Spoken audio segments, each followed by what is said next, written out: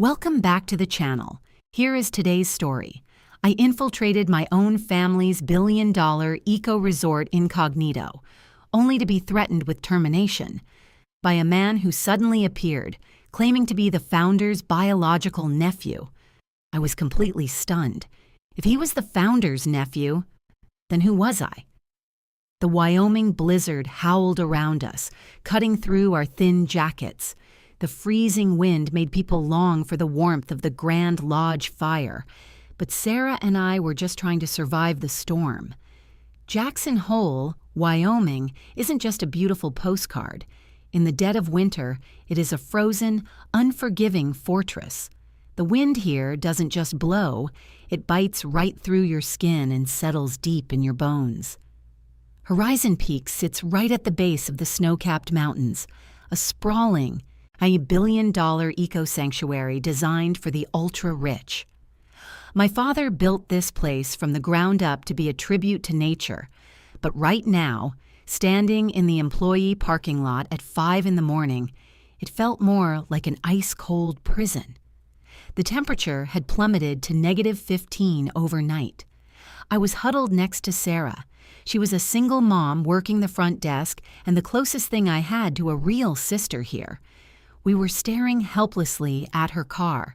It was a beat-up, mud-caked Subaru Outback that looked like it had survived a war and was finally giving up. She turned the key again. The engine sputtered weakly, coughed, and died in a harsh wheeze.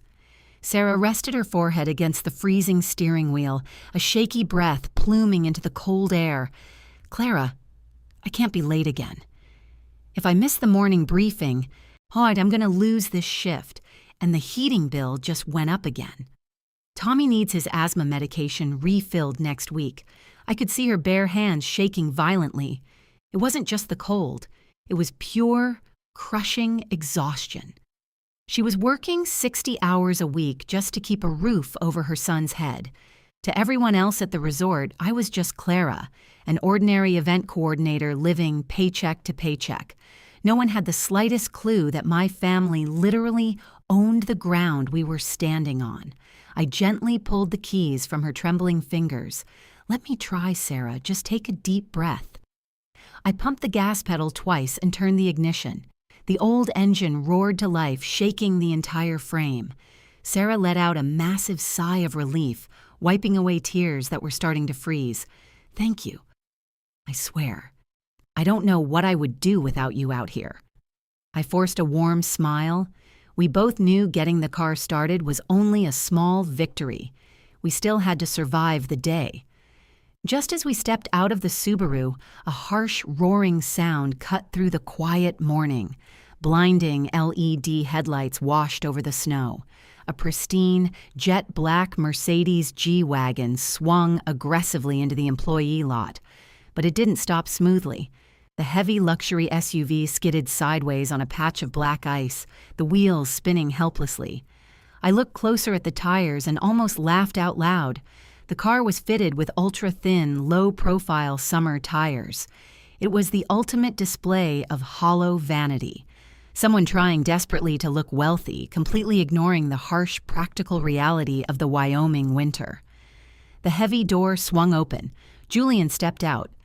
When he was our brand new head of operations, the man who had suddenly shown up claiming to be the founder's nephew, my supposed cousin. He was wearing a tailored Italian wool coat and sleek leather loafers that looked completely absurd, sinking into the slush. A massive diamond-encrusted watch peeked out from his cuff. He looked less like a mountain resort executive and more like a nightclub promoter. He didn't walk toward us. He strutted. He marched straight over, his eyes scanning us with absolute disgust. "Is this what we are calling professional attire now?" His voice was grating, echoing loudly in the freezing air. He stopped right in front of Sarah, looking her up and down as if she were garbage blown onto his property. "Look at your jacket, Sarah. It's wrinkled, and there is a mud stain near the hem.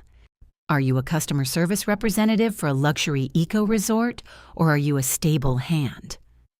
Sarah's face went completely pale. She instinctively reached down to cover a tiny smudge of dirt. I'm so sorry, Mr. Julian. I was trying to fix my car this morning in the mud. I didn't mean to. Julian cut her off immediately, taking an aggressive step forward. I don't care about your pathetic little car problems. I care about the image of my family's company. If you look like a peasant, our VIP guests will think we run a cheap motel. Fix your appearance immediately or write your resignation letter before lunch. Do you understand me? Sarah kept her head bowed down, her voice trembling. Yes, sir. It won't happen again. I stood there in the shadows, my fists clenched so tight my nails dug into my palms. I watched Julian smirk, being clearly intoxicated by his own power trip, adjusting his expensive coat before walking toward the heated main entrance. He wanted to establish his fake dominance by crushing the most vulnerable person he could find. I took a slow, deep breath, letting the freezing air fill my lungs, calming the fire building inside me. Just wait, Julian. Let's see how long this ridiculous masquerade of yours actually lasts. By Wednesday morning, the operations department of Horizon Peaks had completely transformed into a feudal dictatorship. Julian wasted no time establishing his new empire. He paraded through the rustic, timber-framed office, wearing a tailored suit that looked entirely out of place among the fleece and flannel of our actual mountain crew. He made sure every single conversation somehow circled back to his supposed bloodline. I am the founder's nephew, he would announce loudly, leaning against the reception desk. My uncle built this valley, and I am here to make sure none of you are slacking off on my family's dime. It was almost comical to watch. He knew absolutely nothing about running a sustainable eco-resort in the harsh Wyoming winter. During the weekly logistics meeting, our head groundskeeper tried to explain the emergency protocols for the impending blizzard, focusing on the geothermal heating systems. Julian just held up his hand, his massive diamond-encrusted watch catching the harsh fluorescent light. I don't need a lecture on underground pipes from a gardener. I need results. We are keeping all the outer trails open. Sir, the groundskeeper replied, his voice tight. The snow drifts will bury the markers. It's a massive liability. Julian slammed his fist on the heavy oak table. Liability. I determine what a liability is. You will keep those trails open, or you can pack up your desk right now. Do you have any idea who you are talking to? I have suits that cost more than your yearly salary. He covered his shocking ignorance with blind aggression. He mandated that all front desk staff wear thin, formal blazers instead of the insulated company fleeces, claiming we looked too cheap and blue-collar.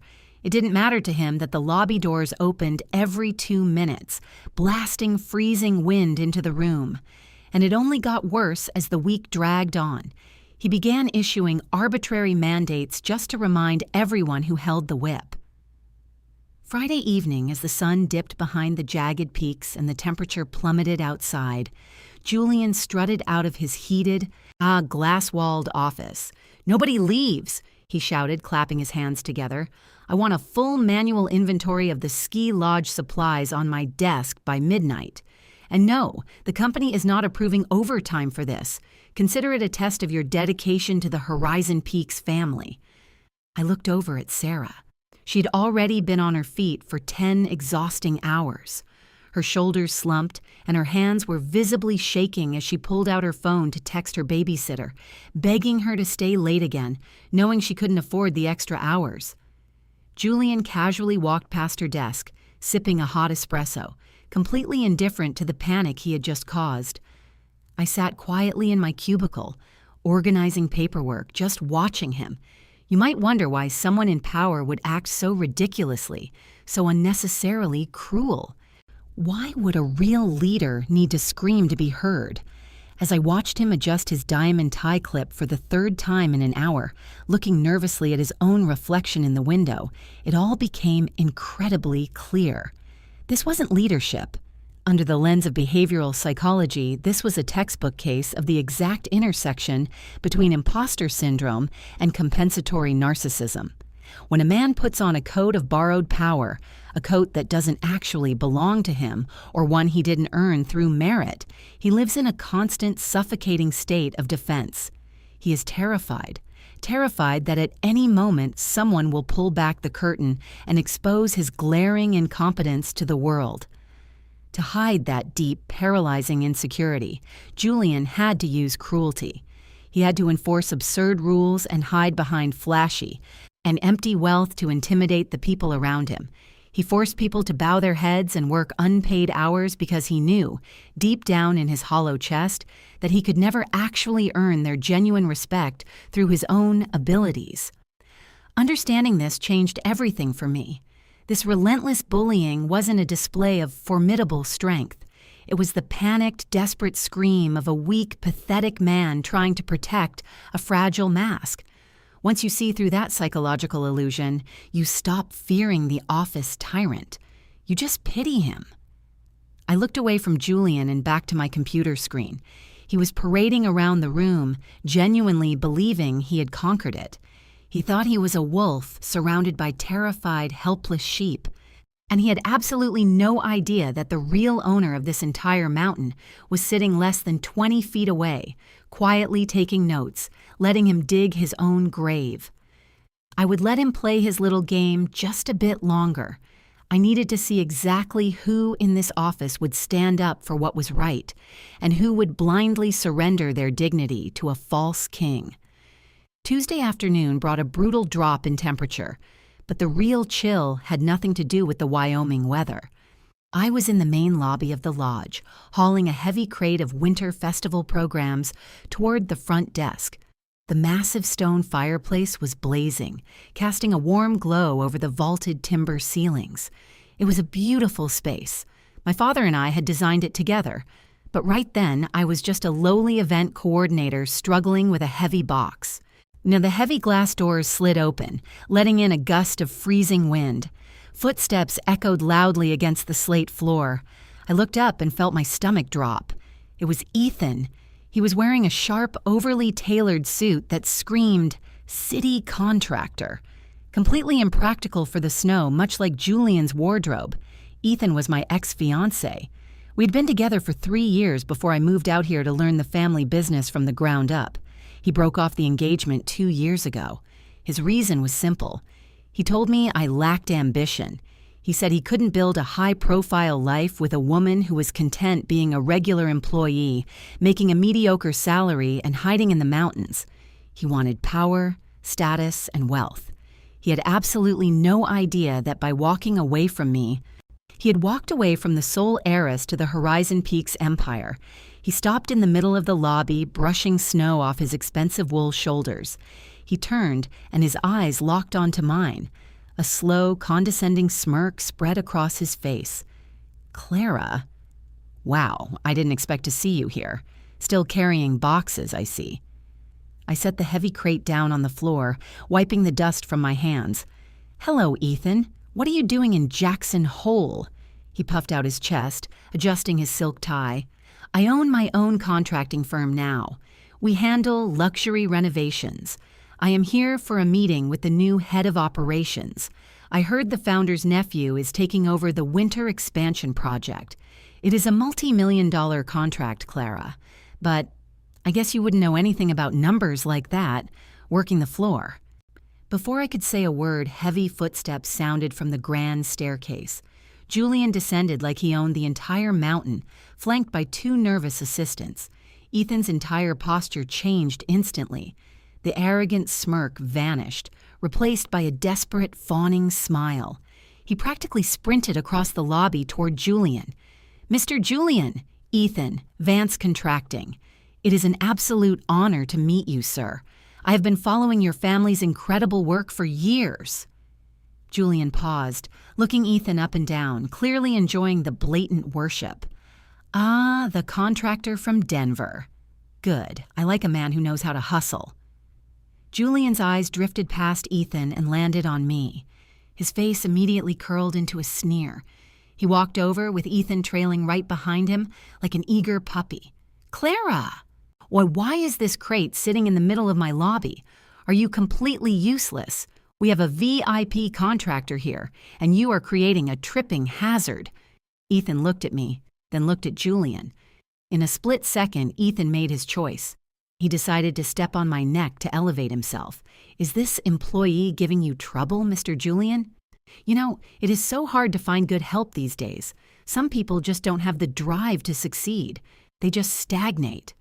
Julian laughed loudly, clapping Ethan on the shoulder. Exactly, Ethan. You get it. People like her. They have no vision. They are just background noise. Clara, since you have so much free time to stand around, take Mr. Ethan's heavy sample cases out of his trunk and carry them all the way up to my executive suite. And don't drag them on the floor. Sarah, who was watching from the front desk, took a step forward, her voice panicked. Sir, those cases weigh over 50 pounds each, and Clara has a bad shoulder. Silence, Julian roared, pointing a finger at Sarah. Do you want to join her out in the snow? I held up my hand, stopping Sarah. I looked at Julian and then at Ethan. Ethan was smiling. The man who once promised to protect me for the rest of my life was now grinning as I was treated like a pack mule, all so he could secure a business deal. It was the most pathetic display of greed I had ever witnessed. I will get the bags, sir, I said quietly. I walked out into the freezing cold. The wind whipped against my face, but I didn't feel the chill. My mind was perfectly clear. Ethan thought he was being clever, playing the corporate game, aligning himself with the ultimate power in the room. And he thought he was standing next to the king. He had no idea he had just signed his own professional death warrant. I hauled the heavy cases out of the trunk, my muscles burning with every step up the icy stairs. Every ounce of pain just forged my resolve into something unbreakable. They wanted to see me at the bottom. They wanted to trample on my dignity for a few dollars and a false sense of superiority. Fine, I would carry their bags today, but the avalanche was coming, and neither of them would survive the fall. The rest of the week was an exhausting, relentless grind. While Julian spent his days taking long lunches in the heated VIP lounge and test-driving company snowmobiles, Sarah was running on empty. Every time I walked past the cramped employee break room, I saw her hunched over her battered laptop. She was rubbing her bloodshot eyes, typing furiously under the flickering fluorescent light. She was putting together a comprehensive winter tourism optimization plan. It was a brilliant piece of work. She knew the resort's operational flow better than anyone with a fancy degree. She spent her nights mapping out complex logistical routes to reduce guest wait times during the peak blizzard season, and she found a way to cut heating waste in the outer lodges by nearly 15%. She told me, her voice hoarse from fatigue, that she was hoping to present it directly to upper management. She wanted to secure a permanent, salaried contract. A permanent contract didn't just mean a slight bump in pay, it meant stability. It meant she wouldn't have to constantly worry about Tommy's medical bills every time he had an asthma attack or needed a specialist. I watched her pour her absolute soul into those spreadsheets. Her fingers were numb from the drafty windows, fueled by nothing but cheap diner coffee, stale crackers, and a mother's sheer desperation. She was fighting for her family's survival. Thursday morning arrived, bringing a bitter chill that rattled the window panes. Julian called a mandatory all-staff meeting in the grand conference room. The entire operations team gathered, exhausted and on edge. Julian strutted to the front of the room, wearing a ridiculously expensive cashmere turtleneck and an oversized gold watch that gleamed under the recessed lighting. He confidently fired up the projector. Listen up, everyone. And I've spent the last few sleepless nights reviewing our operational inefficiencies. I have drafted a complete top-to-bottom overhaul for our winter season. If we execute my personal vision perfectly, we will cut overhead by 20% and maximize guest retention. He clicked the sleek remote in his hand. The first slide flashed onto the massive screen. My heart stopped beating for a second. I recognized the layout immediately. It was Sarah's presentation. Every single chart, every meticulously calculated graph, every operational tweak she had spent weeks agonizing over was right there on the screen. But right in the center, at the bottom of the title slide in bold, arrogant letters, it read, "Prepared by Julian, Head of Operations." I quickly turned to look at Sarah. the color completely drained from her face, I leaving her looking like a ghost. She stared at the glowing screen, her mouth slightly open, entirely unable to process the blatant theft happening right in front of her. Her hands gripped the edge of the heavy mahogany conference table so hard her knuckles turned stark white. Julian continued flipping through the slides. He confidently took credit for her late-night labor, soaking in the impressed nods from the senior staff. Ethan, sitting near the front row, let out an audible murmur of approval, nodding eagerly to show his support for the fake boss. "Excuse me." Sarah's voice was barely a whisper, trembling with disbelief. The room went dead silent. The hum of the projector suddenly felt deafening. Julian stopped pacing. He glared at her, visibly annoyed by the sudden interruption of his performance. "Did you say something, Sarah?" Then she stood up. Her legs were shaking so badly I thought she might collapse, but she forced herself to stand tall. "Mr. Julian, that is my presentation. Those are the routing algorithms I built for the shuttle services. The data sets on the geothermal output. I submitted that exact file to your assistant yesterday afternoon for review." The tension in the room thickened into something suffocating. Ethan let out a quiet, mocking scoff, rolling his eyes at her audacity. I braced myself for Julian to explode. I expected him to scream, to throw a tantrum, to use his loud, obnoxious voice to belittle her like he always did. But he didn't. Instead, Julian smiled. It was a cold, reptilian smile that didn't reach his eyes. He slowly walked over to her side of the table, leaning down so his face was uncomfortably close to hers, and his voice dropped to a calm, chilling whisper that carried effortlessly through the completely silent room. "Miss Sarah, I am currently evaluating department efficiencies. As your superior, your work is my work. We function as a single unit under my leadership. Now, let's talk about efficiency. Don't forget that your annual performance review is coming up next week." Sarah stopped breathing. "That review dictates the renewal of your corporate housing subsidy," Julian continued, his voice smooth and venomous. "I also hear the medical bills for your son are getting quite expensive these days. Premium health insurance is a privilege reserved for team players, Sarah. Out here in the cold, losing your job isn't the worst thing that can happen to a single mother. Losing your health coverage is a death sentence. What, are we going to have a problem over a few PowerPoint slides?" That quiet, calculated sentence completely shattered her. The desperate fight instantly drained from her eyes, replaced by pure, suffocating terror. He had found her only weakness and pressed a blade right against it. She slowly sat back down, bowing her head in total defeat. "No, sir. I'm sorry. It was a misunderstanding." Julian straightened his cashmere sweater, looking around the room to ensure everyone had witnessed the brutal execution. "Good. Now back to my strategy." Sarah stared blankly at her lap, a single tear slipping down her cheek. She dug her nails into her palms until they bled, entirely broken. I sat in the corner, the silence of the room ringing in my ears. I realized then the darkest, most terrifying lesson of corporate power. With the true toxicity of a tyrant isn't found in their shouting. The most dangerous predators don't need to raise their voice. They don't need to use physical violence. They simply take the survival of your family, wrap it around your neck, and gently force you to your knees. The silence in the conference room was absolute. It wasn't just a quiet room. It was the kind of suffocating, heavy silence that presses against your eardrums and makes it hard to breathe. The only sound left in the massive space was the low, steady hum of the projector above us, still beaming Sarah's stolen work onto the screen. Julian casually adjusted the cuffs of his expensive cashmere sweater, completely unbothered by the fact that he had just crushed a woman's soul.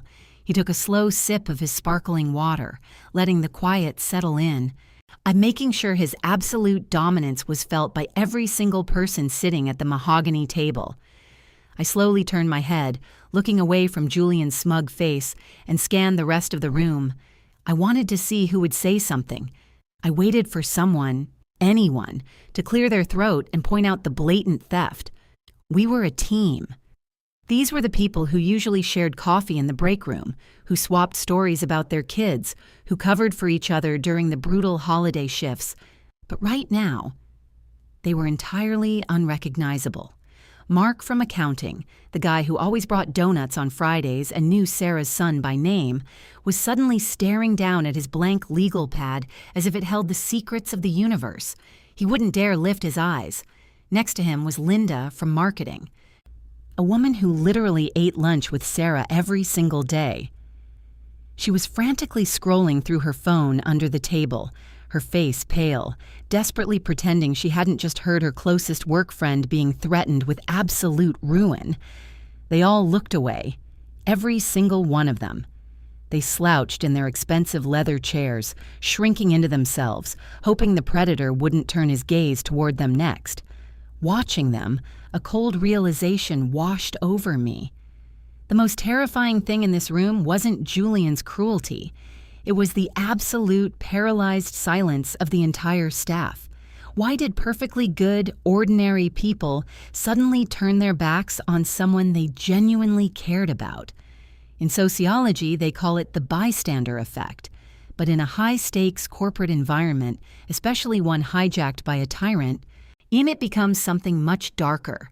It becomes the rapid normalization of deviance. When a person in power establishes a toxic, threatening system, the basic human instinct for survival automatically overrides compassion. They weren't staying silent because they suddenly became evil or heartless. They were staying silent because they were terrified. They knew the stakes perfectly well.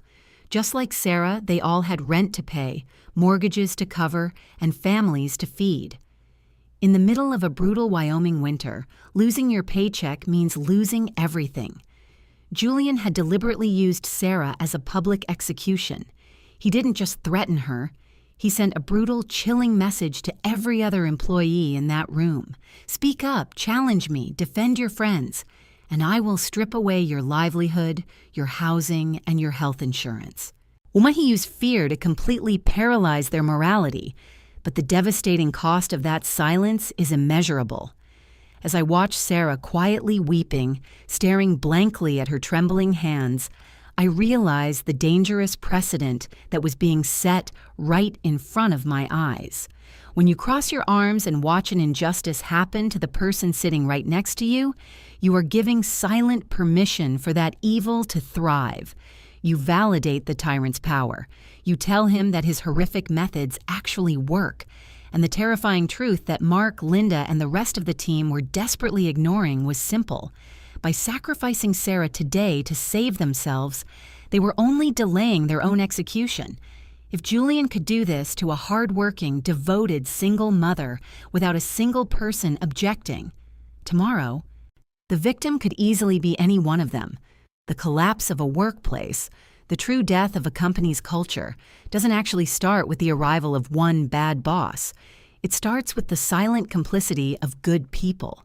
It starts when the fear of losing a paycheck becomes slightly greater than the courage to do what is right. Julian finally wrapped up the meeting, dismissing everyone with a lazy wave of his hand, as if we were nothing more than bothersome insects.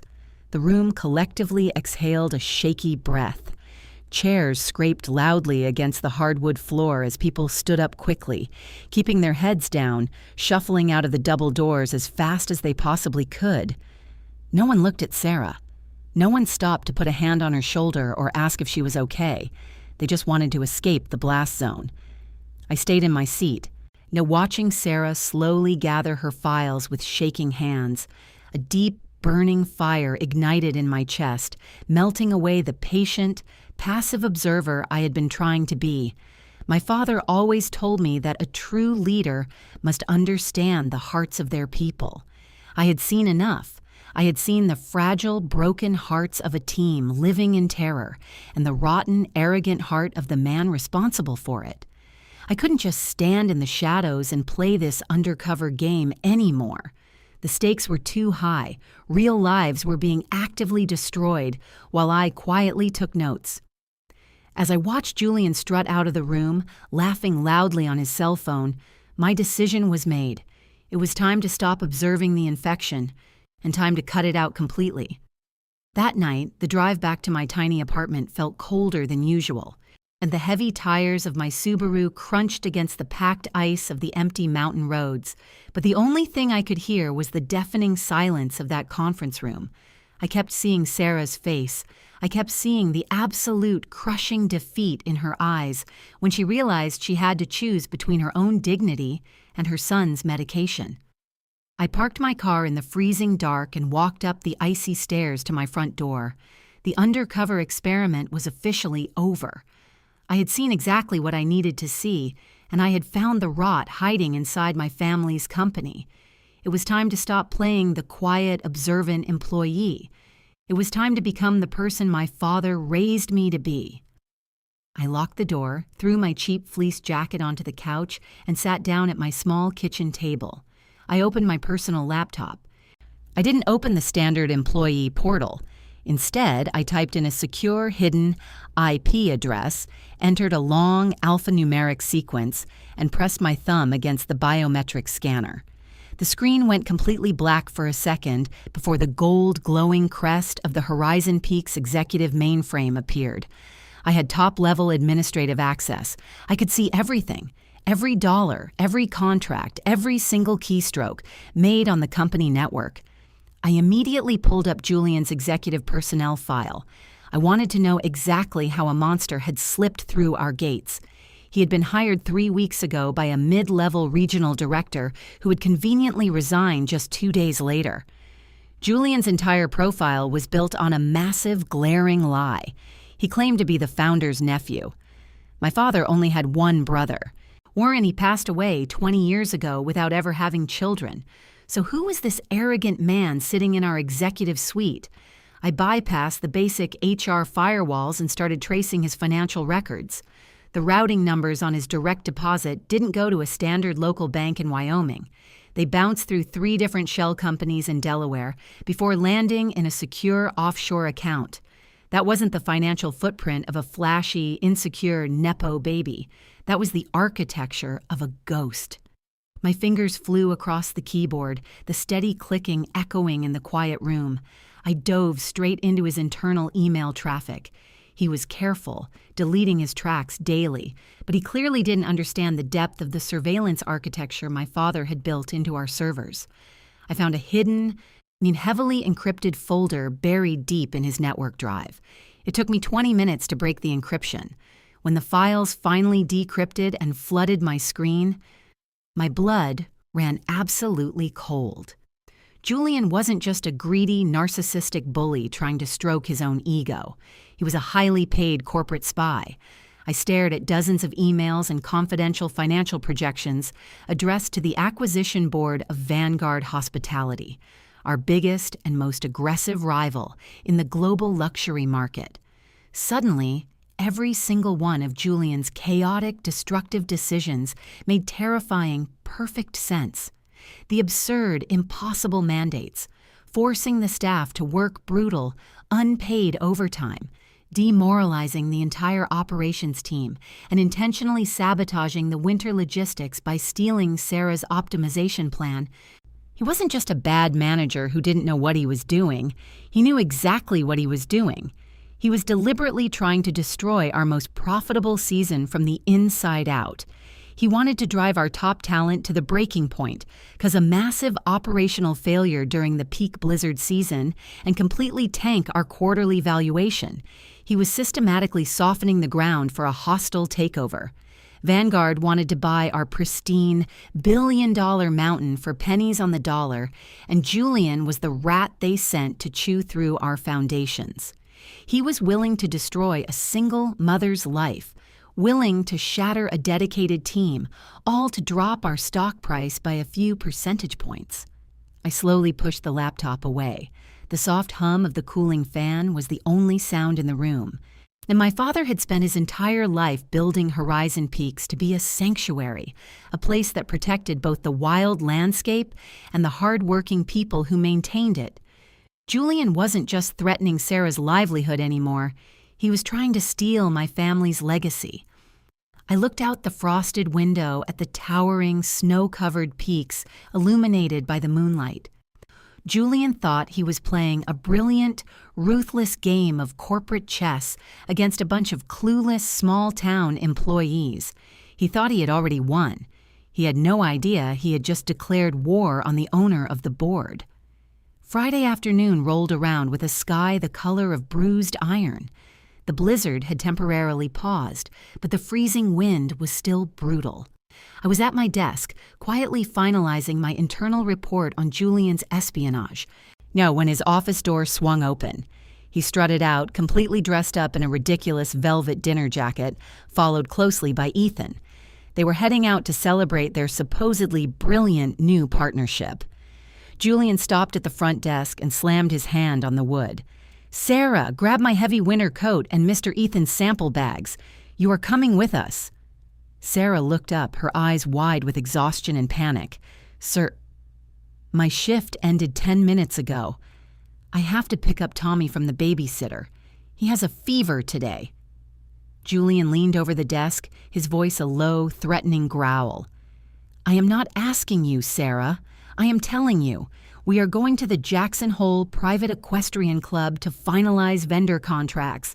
I need an assistant on hand to take notes and handle our coats. Unless, you want me to permanently cancel that corporate housing subsidy we talked about." Sarah swallowed hard, the fight instantly leaving her body. She slowly stood up, grabbing her thin jacket. "I'll call the babysitter, sir." Julian smirked, turning to Ethan. "Good help is all about proper motivation, Ethan. Let's go." I watched them walk out, forcing Sarah to carry 2 massive duffel bags of Ethan's contracting samples, while they carried absolutely nothing. The bags were so heavy they were dragging in the slush, but neither man even bothered to look back. My blood boiled. Julian wasn't just doing corporate espionage anymore. He was actively torturing my team for his own sick entertainment. I grabbed my keys, threw on my coat, and walked out into the freezing cold. I wasn't going to let Sarah endure this alone. I got into my beat-up Subaru Outback and followed the glowing red taillights of Julian's flashy Mercedes G-Wagon through the snowy mountain roads. The drive took us away from the main resort and deep into the secluded, pine-covered foothills. I gripped the steering wheel tightly. Julian thought he was untouchable. He thought his stolen title gave him the right to treat human beings like dirt. We arrived at the Jackson Hole Private Equestrian Club. This place was a legendary institution in Wyoming. My grandfather had been one of the founding members. There were no neon signs here, no flashy billboards or red carpets. It was a massive, beautifully preserved log and stone estate hidden among the ancient pines. The parking lot wasn't filled with modified sports cars or ridiculous chrome SUVs. It was filled with muddy or high-end trucks and understated vintage cruisers. This was the absolute epitome of old money. Wealth here didn't scream for attention. It whispered. Julian, of course, completely missed the memo. He parked his massive G-Wagon right in the fire lane, tossing his keys to the freezing valet with a dismissive wave. I parked my Subaru in the back lot and quietly made my way toward the grand entrance. When I stepped through the heavy oak doors, the contrast was almost laughable. The lobby of the club smelled of rich mahogany, burning pine, and worn saddle leather. Members were sitting in quiet conversation, drinking bourbon by the massive stone fireplace, wearing simple wool sweaters and riding boots. There was a quiet dignity to the room. And then there was Julian. He was standing in the center of the room, talking entirely too loudly, practically shouting about his so-called empire. Ethan was right beside him, laughing aggressively at every terrible joke. Behind them stood Sarah. She was shivering, her face pale and exhausted, literally holding both of their heavy, snow-covered coats draped over her small arms like a human coat rack. She looked so utterly humiliated, trying to make herself as small as possible in this room full of elite strangers. Julian snapped his fingers in her direction without even looking at her. "Sarah, go find the maitre d' and tell him the founder's nephew demands the VIP lounge immediately. And don't drag your feet." She lowered her head, taking a hesitant step forward.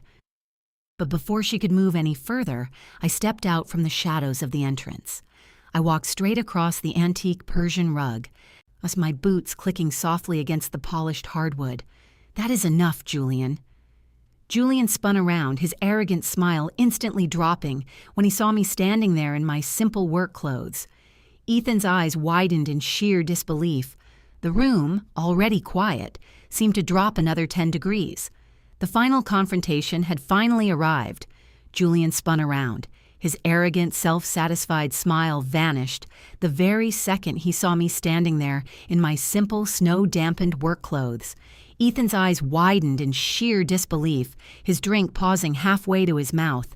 The room, which had been filled with the low, refined hum of quiet conversation, seemed to drop another 10 degrees.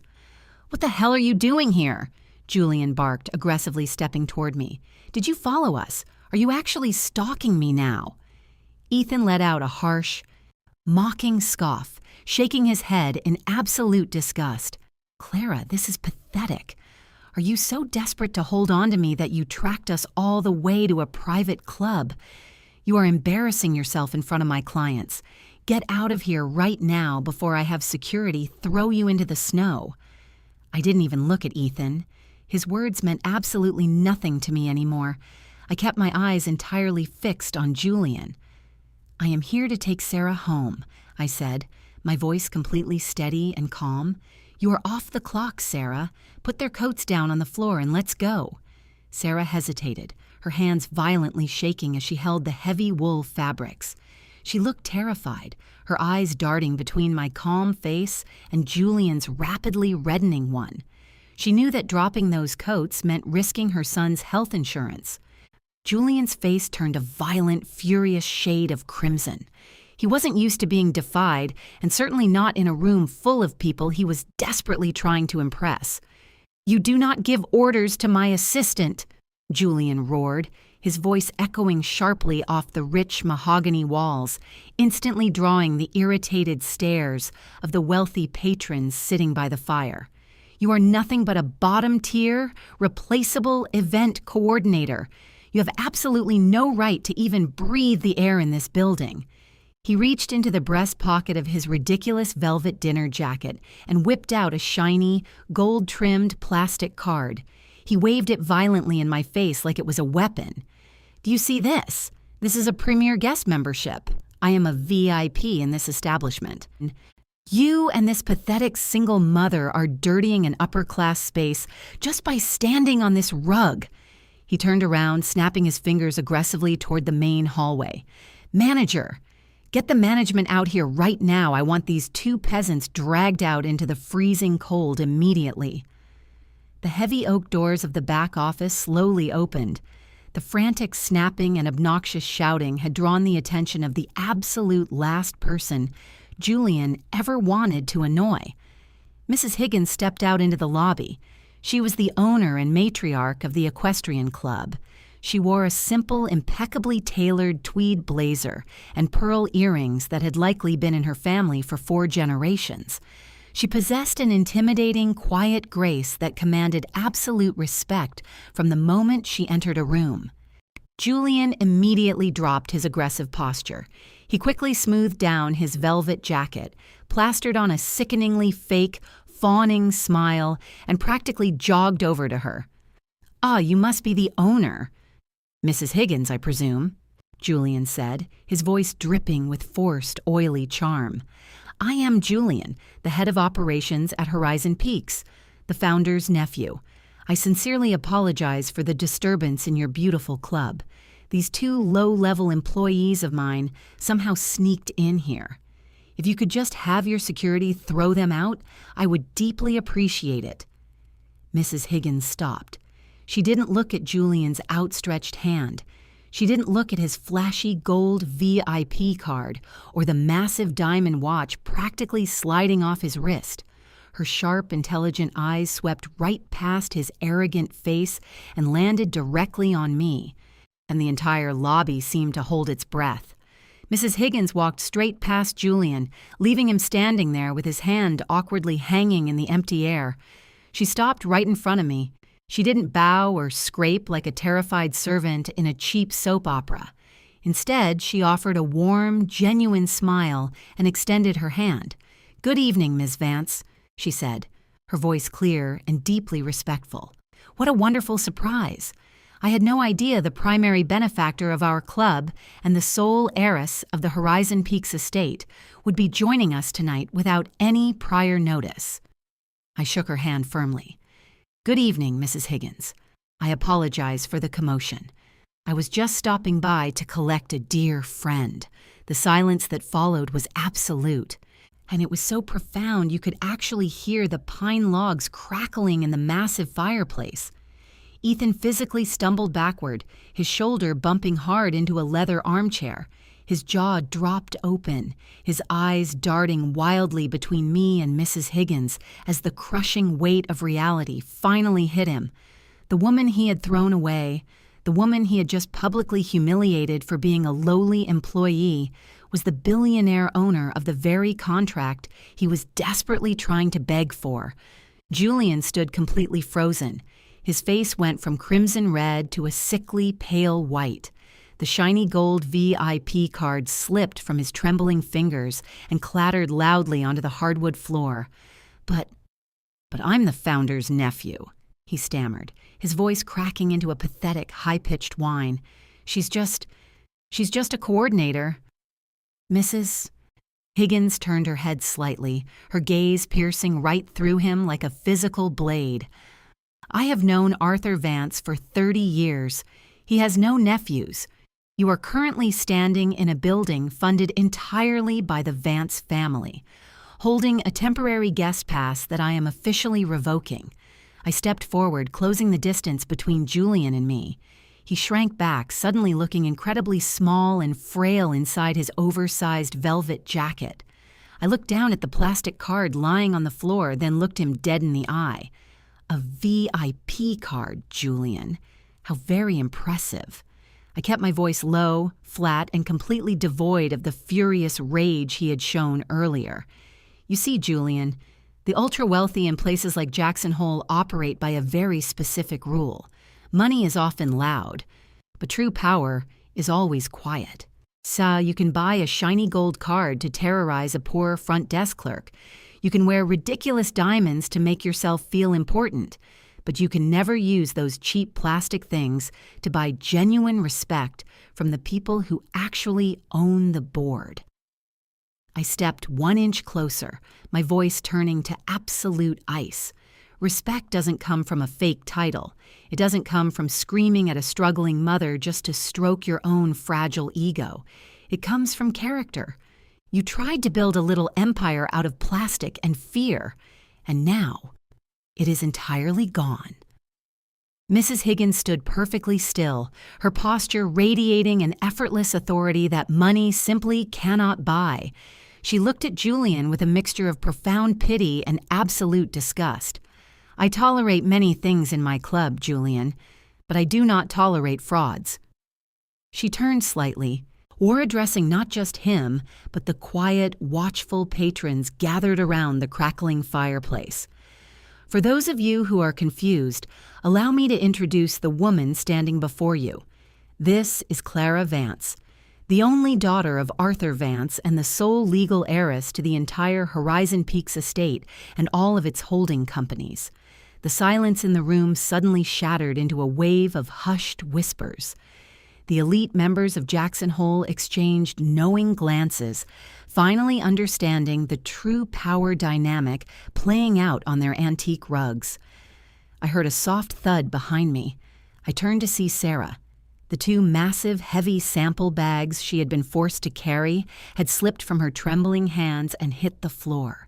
Her eyes were as wide as saucers, completely locked onto me. "Clara, you own the resort." I gave her a gentle, reassuring nod. I didn't want her to be afraid of me, but before I could say a word to her, Ethan lunged forward. His face was completely ashen, entirely drained of that arrogant, self-satisfied glow. He looked at me like he was seeing a ghost, or perhaps a massive winning lottery ticket that he had just voluntarily thrown into a shredder. He reached out, his hands literally shaking. "Clara, I didn't know. I swear, I had no idea you were. Why didn't you tell me?" "You didn't know because you never cared to look past a job title, Ethan," I said, cutting him off completely. "You left me because I didn't have the status you so desperately craved. You chased a cheap, pathetic illusion of power, and look exactly where it brought you. You are begging for scraps from a man who doesn't even exist." Ethan stumbled back, clutching his chest as if he had been physically struck. The reality of his colossal mistake was suffocating him right there in the lobby. But Julian wasn't finished. His fragile ego simply could not handle the public humiliation. He began to sweat profusely, his eyes darting frantically around the room, desperately looking for an exit or a way to salvage his crumbling empire. "This is insane! You are lying! Both of you!" Julian screamed, his voice cracking into a panicked shriek. "I am the founder's nephew. I have the paperwork. I was hired by the regional director. You cannot do this to me. I am the head of operations. I will call the police. I will have you sued for defamation." I took one slow, deliberate step toward him. The absolute panic in his eyes was intoxicating. Are you going to sue me using the hidden funds from your offshore accounts in Delaware, Julian? Or maybe you will use the legal retainer provided by the acquisition board of Vanguard Hospitality. The second those words left my mouth, Julian completely froze. His jaw snapped shut. The furious, screaming tyrant vanished, instantly replaced by a terrified, cornered animal. He took a step back, his expensive leather shoes slipping slightly on the polished floor. You don't know what you are talking about," he whispered, his voice trembling uncontrollably. "You thought you were so incredibly clever," I continued, my voice steady, echoing clearly across the room. "Did you really think you could walk into my family's company, terrorize my dedicated employees, steal a single mother's hard work, and deliberately sabotage our entire winter logistics without anyone noticing? You are not a nephew. You are a cheap corporate spy, and honestly, you are a terrible one." He tried to speak, but no words came out. He just stared at me, completely paralyzed. "I spent the last 3 weeks watching every single destructive move you made. I broke into your encrypted network drive last night. I have every single email. I have every financial projection you secretly sent to Vanguard, and I have the records of every illegal wire transfer they used to pay you for your sabotage." Julian's knees actually buckled. He grabbed the back of a leather chair just to keep himself from collapsing onto the floor. The flashy, diamond-wearing dictator was entirely gone. "You thought you were a wolf among sheep, Julian." I leaned in, keeping my voice cold and absolute, "but you were just a rat caught in a trap," and the trap just snapped shut. Mrs. Higgins signaled to the heavy oak doors. 2 massive, broad-shouldered security guards in tailored black suits immediately stepped into the lobby. They didn't say a word. They didn't need to. They simply flanked Julian, grabbing him firmly by the arms of his ridiculous velvet jacket. "Remove this man from my property," Mrs. Higgins ordered calmly, "and if he ever sets foot near this club again, call the authorities." They dragged Julian toward the exit. He didn't fight back. He didn't scream or threaten anyone anymore. He was completely broken, staring blankly ahead as the heavy glass doors opened and the freezing Wyoming wind swallowed him whole. The next morning, the blizzard finally broke, or leaving the valley covered in a thick, blinding blanket of pristine white snow. The sky was a sharp, piercing blue. I didn't drive my battered Subaru Outback today. Instead, my father's personal driver brought me to the main entrance of the Horizon Peaks Administrative Lodge in a heavily armored black SUV. I didn't wear my faded employee fleece or the cheap, scuffed boots. I wore a tailored dark wool trench coat and a simple, immaculate cashmere sweater. It was the quiet armor of the Vance family. When I walked through the heavy double doors of the operations department, the entire room went completely still. You could hear a pin drop, Mark from accounting froze with a coffee cup halfway to his mouth. Linda stopped typing. They all stared at me. They had heard the whispers from the country club incident last night. Rumors fly faster than the wind in a small mountain town. They just didn't know how the story was going to end. I didn't look at them. I walked straight past my old cramped cubicle and headed directly toward the glass-walled executive suite at the back of the room. Julian was already inside.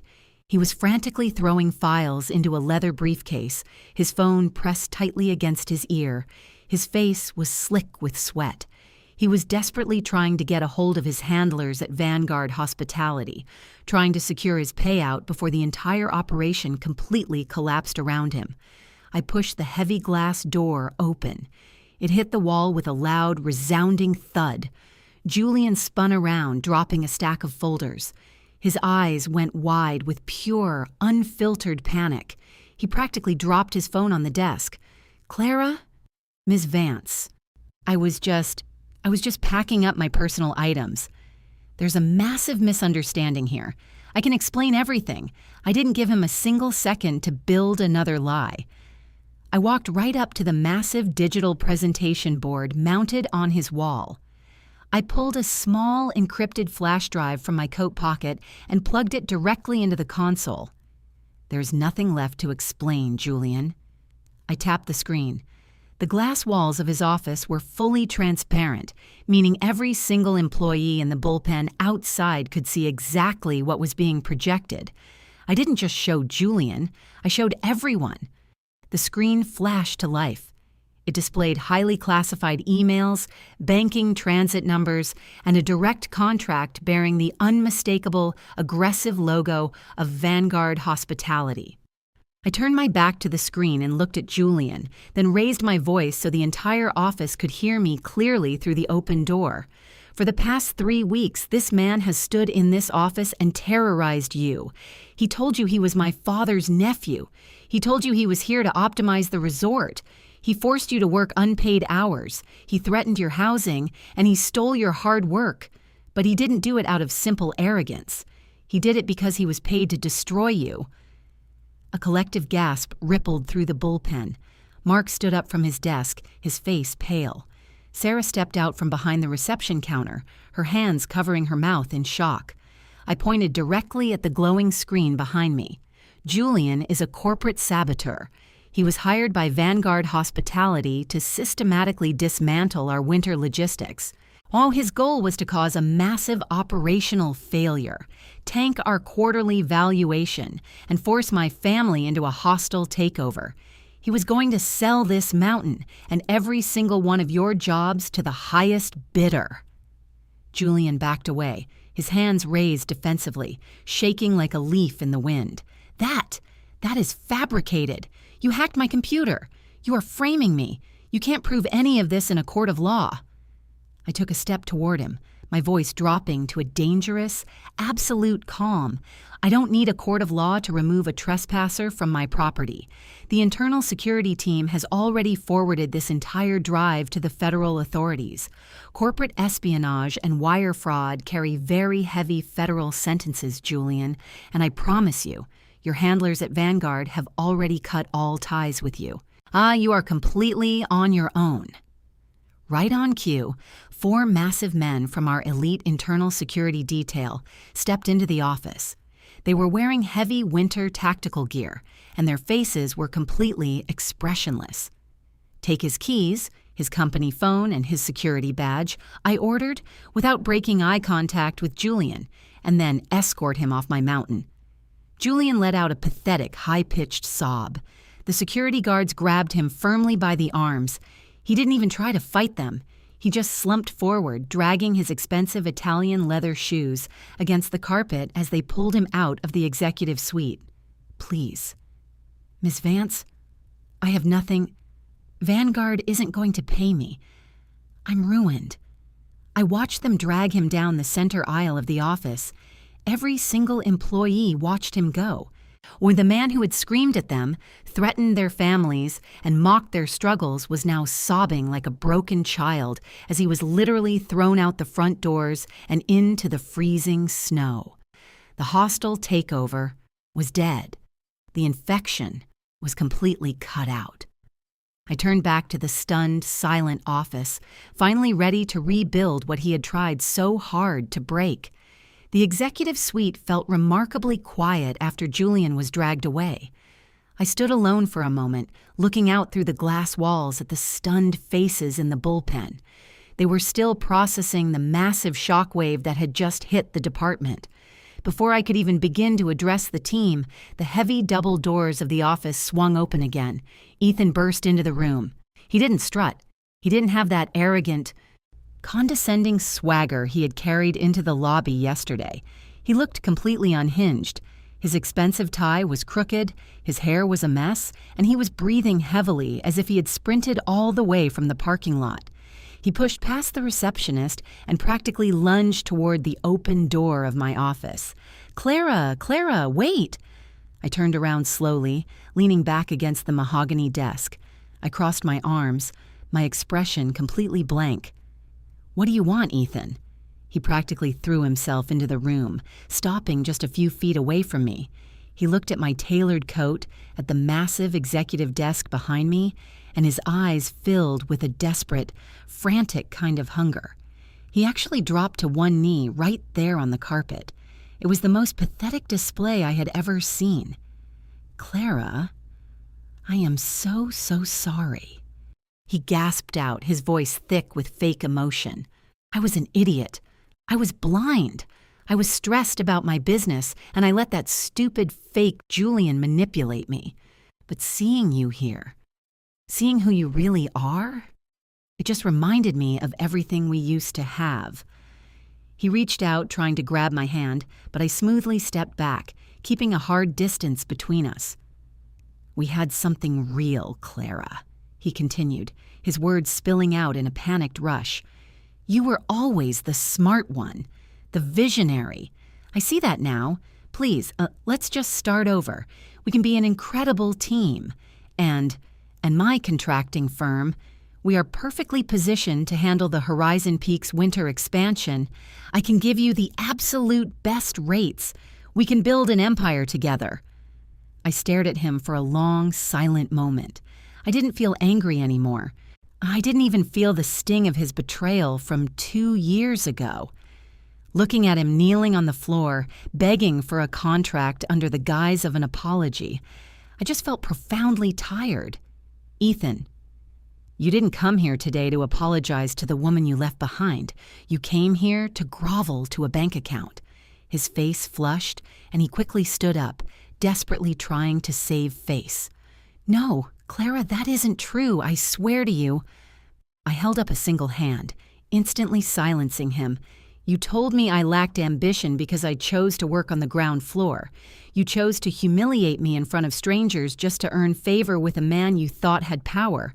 You stood by and laughed while a hard-working single mother was treated like a pack animal simply because it benefited your bottom line." And I walked around the desk and sat down in the heavy leather executive chair. I picked up a file folder containing the vendor bids for the upcoming season. Ethan's company logo was printed right on the front. "You think ambition is about climbing over other people to get to the top, Ethan. But true ambition, the kind of ambition it takes to run a billion-dollar ecosystem like Horizon Peaks, is about building a foundation so strong that everyone rises together. We don't just build luxury cabins here. We build sustainable communities." I looked him dead in the eye, my voice turning to absolute stone. "Your ruthless, hollow pragmatism has absolutely no place in my company, and it certainly has no place in my life." I dropped the file folder into the industrial shredder sitting next to the desk. The machine roared to life, or violently chewing through Ethan's proposal, turning his multi-million-dollar dream into thin strips of useless paper. Ethan stood there, his mouth opening and closing silently. He watched the paper shred, realizing in that exact second that he hadn't just lost a massive contract. He had thrown away the greatest opportunity of his entire pathetic life, purely out of greed and arrogance. "You are officially blacklisted from bidding on any future Horizon Peaks projects," I said coldly. pointing toward the door. "Do not ever return to this mountain." He didn't argue. He didn't try to defend himself. The reality of his complete ruin finally crushed whatever ego he had left. He turned around, his shoulders completely slumped, and slowly walked out of the office, his expensive shoes dragging against the floor. When he walked out of the building with absolutely nothing, he was completely empty-handed, leaving exactly the way he had arrived. After the door closed behind Ethan, the executive suite finally felt clean.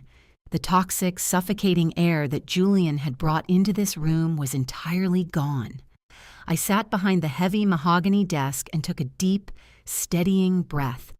There was still one very important thing left to do today. I picked up the sleek office phone and pressed the button for the front desk. "Could you please ask Sarah to come into my office?" A few minutes later, there was a soft, hesitant knock on the heavy glass door. Sarah slowly pushed it open. She looked absolutely terrified. She was wringing her hands, her shoulders completely slumped, staring at the floor as if she were walking to her own execution.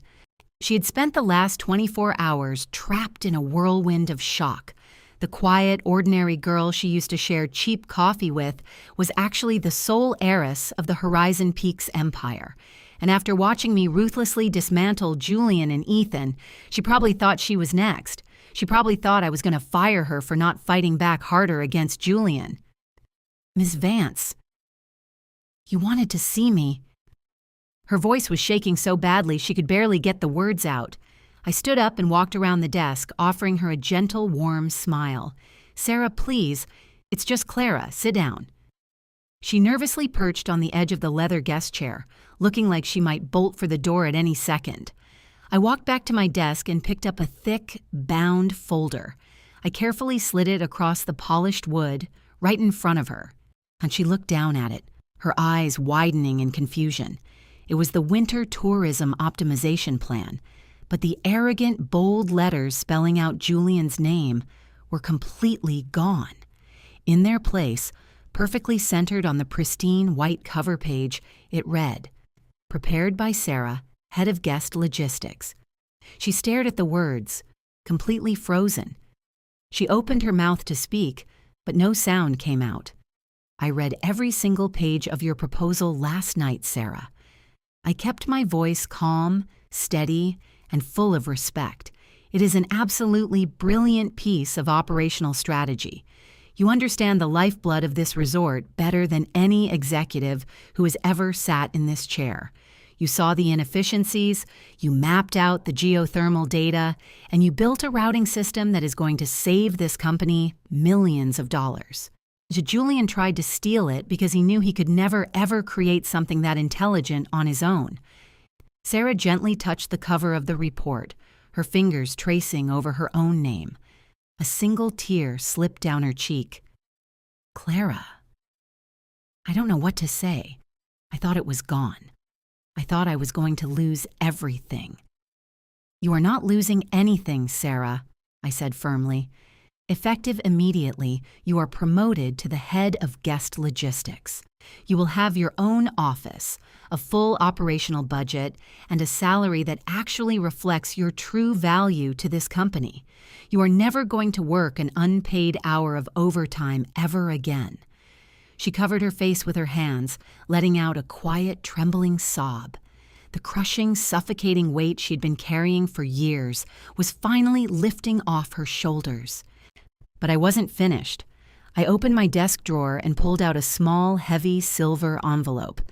I walked around the desk and gently placed it in her hands. "Open it." She wiped her eyes and slowly broke the seal. Inside was a sleek, black, metallic card. She looked at it, completely bewildered. "I know exactly what Julian threatened you with, Sarah." I kept my voice incredibly soft, remembering the sheer terror in her eyes during that brutal meeting. "He tried to use Tommy's health as a weapon to force you to your knees. He tried to use your love for your son to break your spirit. That will never happen in my company. That card is a permanent, lifetime premium healthcare pass for you and your family, fully funded by the Horizon Peaks Executive Trust. You will never have to worry about the cost of Tommy's asthma medication ever again." Sarah looked up at me, her face completely pale with shock. She stood up, her knees buckling slightly, and threw her arms around me, pulling me into a tight, desperate hug. She cried softly against my shoulder, the sheer relief pouring out of her in heavy waves. "Thank you. Clara, thank you. You saved my life. You saved my little boy." I hugged her back, feeling a deep, profound sense of peace. This was what true power was supposed to be used for, not for intimidation, not for flashy cars or arrogant displays of wealth. Power was meant to protect the people who built your foundation. When she finally pulled back, wiping her eyes with a tissue, I reached under my desk and pulled out a large, beautifully crafted wooden box. I set it on the table and opened the lid. Inside, resting on soft linen, was a pair of stunning, handcrafted leather winter boots. They weren't covered in ridiculous diamonds or flashy designer logos. They were made by a local heritage artisan, built from the strongest, most resilient materials designed to actually withstand the brutal Wyoming blizzards. "I wanted to give you these, Sarah." She looked at the boots, then looked up at me, her eyes shining with gratitude. Out here in the valley, people like Julian think they can survive by wearing thin Italian loafers and pretending the cold doesn't exist, I said, offering a knowing smile. "But you and I know the truth. You don't survive the winter by being flashy. You survive by having strong roots, by wearing the right gear, and by moving forward step by step, no matter how deep the snow gets. These boots represent the enduring, sustainable value of this company, and they represent you." Sarah carefully lifted one of the boots, holding it like a priceless treasure. She stood taller now. The exhausted, terrified single mother who had struggled to start her freezing car in the mud just a few days ago was gone. In her place stood a confident, brilliant woman who finally knew her own worth. She smiled, a real, radiant smile that completely transformed her face. "I will wear them proudly, Ms. Vance. Just Clara," I reminded her gently. "Just Clara," she repeated, nodding slowly. I watched her walk out of the executive suite, her head held high, carrying her rightful project and her new future in her hands.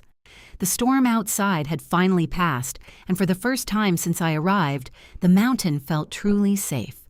The executive suite was incredibly quiet, and it was a completely different kind of silence than the suffocating fear I had felt in the conference room just a few days ago.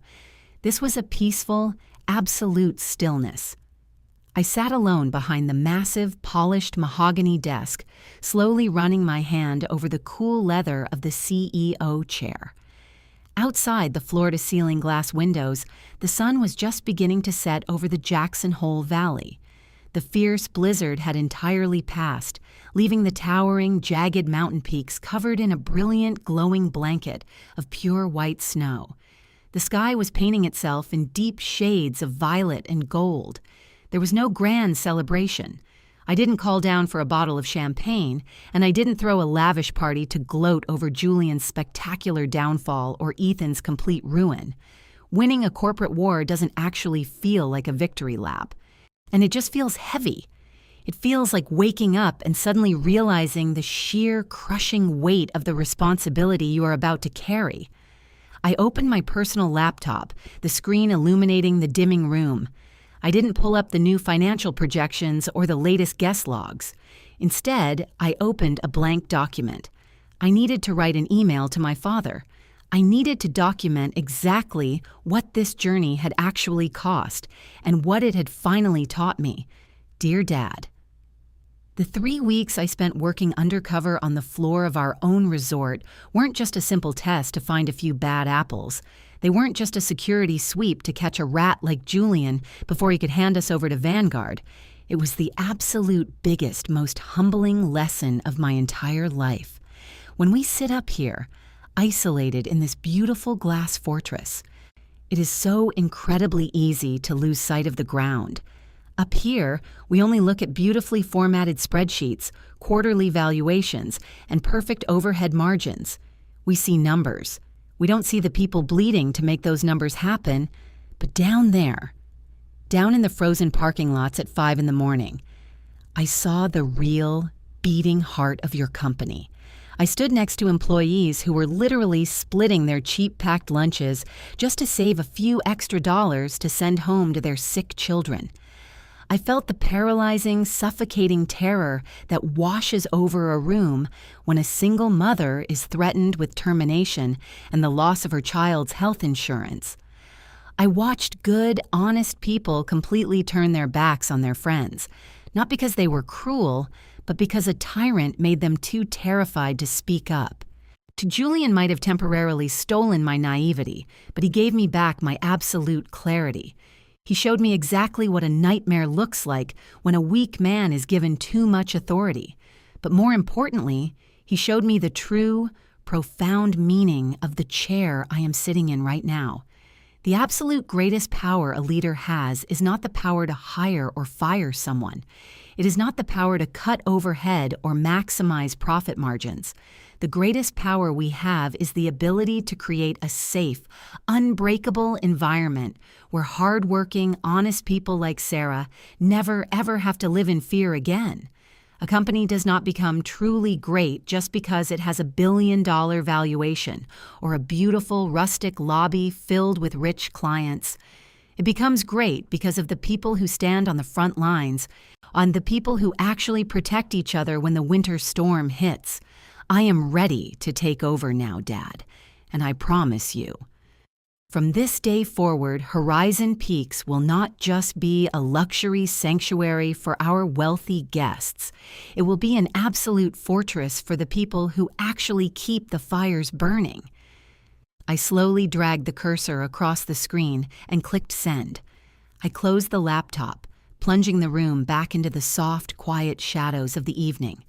I stood up and walked over to the glass window, looking down at the sprawling, snow-covered resort below. The lights of the outer lodges were flickering on one by one, a warm, golden glow against the freezing night. The storm was finally over. The air was clear, and for the first time in my life I knew exactly who I was, and exactly what kind of empire I was going to build. No one would ever be left behind in the cold again.